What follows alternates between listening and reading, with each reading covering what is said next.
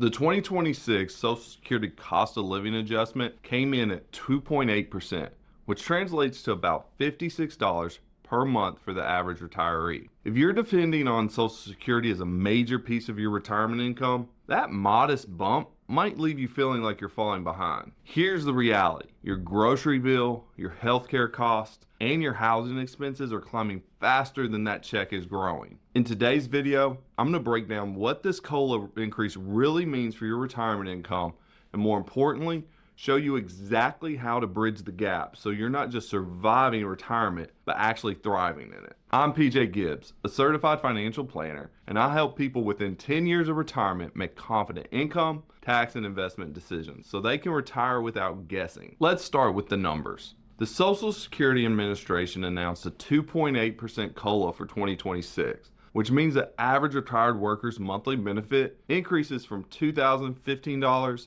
to $2,071. That's $56 more per month, or about $672 for the year. Now, if you're like most people, your first reaction was probably something like, that's it? Here's the problem. The COLA is calculated using the Consumer Price Index for urban wage earners and clerical workers, or CPIW. This index tracks what younger working people spend their money on, things like clothing, transportation, and entertainment. But retirees spend money very differently. You're likely spending a much larger portion of your budget on healthcare, prescription drugs, housing maintenance, and groceries. Research shows that Consumer Price Index for the elderly, or CPIE, which better reflects retiree spending pattern, runs higher than CPIW about 69% of the time. That means the official inflation rate used for your Social Security adjustment is systematically understating the real inflation you're experiencing. So while the government says inflation is running at 2.7% overall,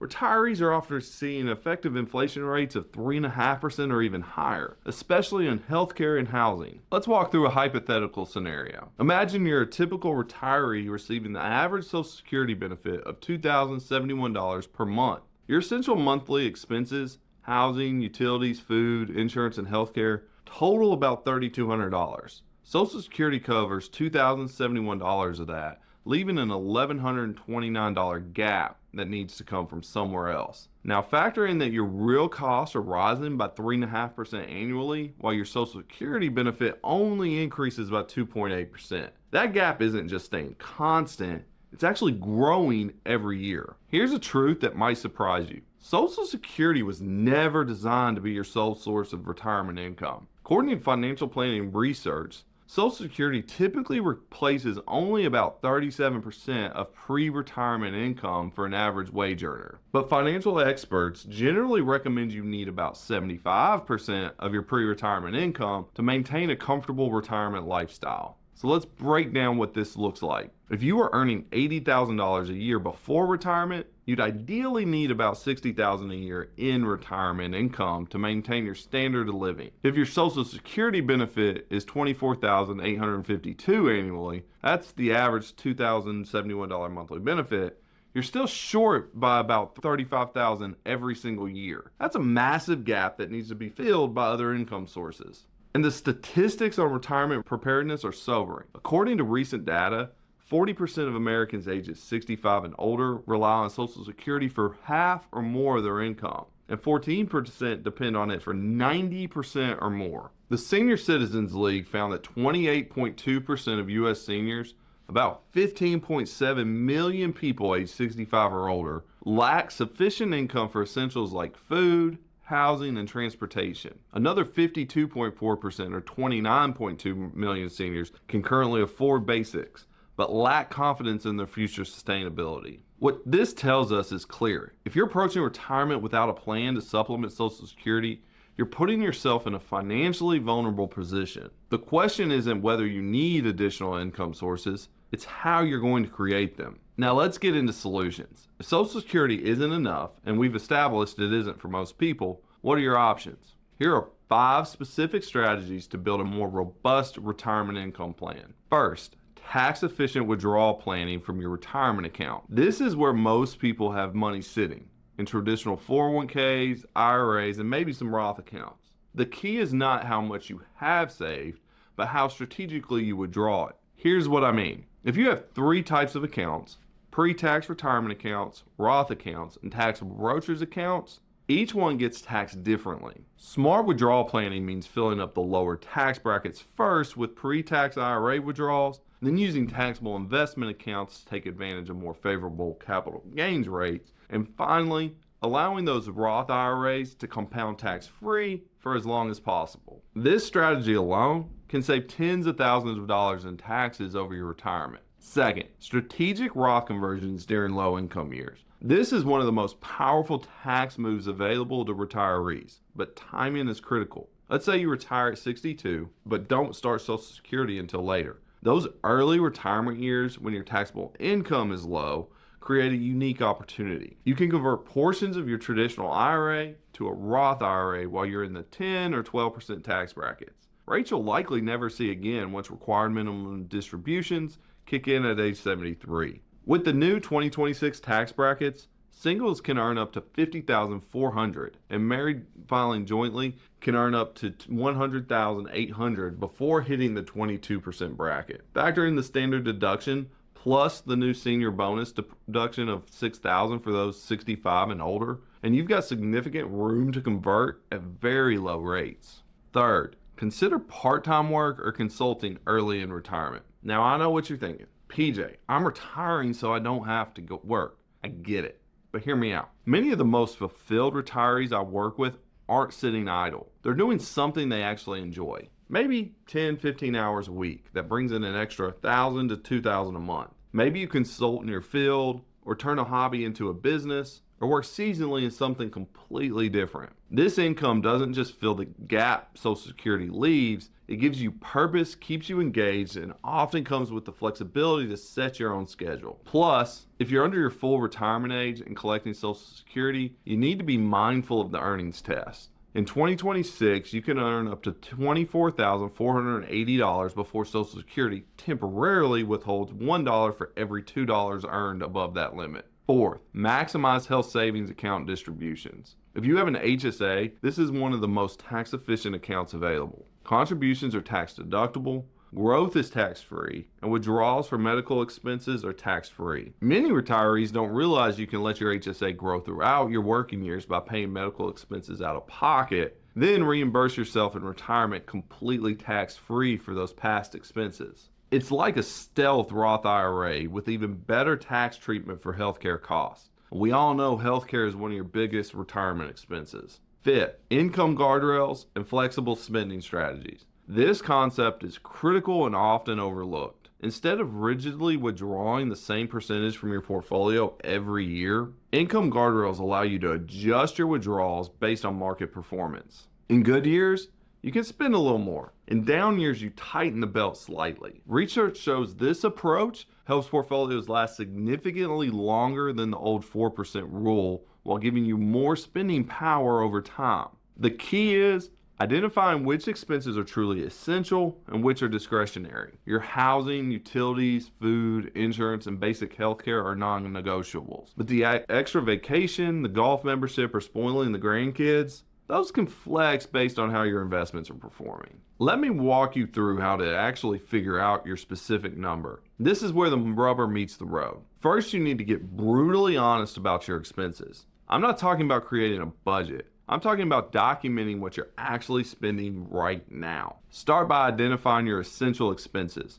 Housing, utilities, food, transportation, insurance, debt payments. Those are your non-negotiables. Then identify your discretionary expenses. Travel, entertainment, dining out, hobbies, gifts. This breakdown gives you clarity on what you absolutely must cover versus what's nice to have. Next, match your guaranteed income to those essential expenses. Your guaranteed income includes Social Security and any pension income you might have. Let's say your essentials are $4,000 per month and your Social Security benefit is $2,071. That leaves a gap of $1,929 that needs to come from your retirement savings or other income sources. Now here's where it gets interesting. You need to factor in that retirement spending typically decreases over time. The Center for Retirement Research found that the average retired household cuts its spending by about 1.5% every year throughout retirement. Your travel expenses at 70 will likely be higher than at 85. This natural spending decline builds in the cushion into your plan. You also need to consider your flexibility levers. Could you work part-time for a few years if needed? Could you downsize your home? Could you choose a staycation instead of an overseas trip during years when the market is down? These aren't requirements.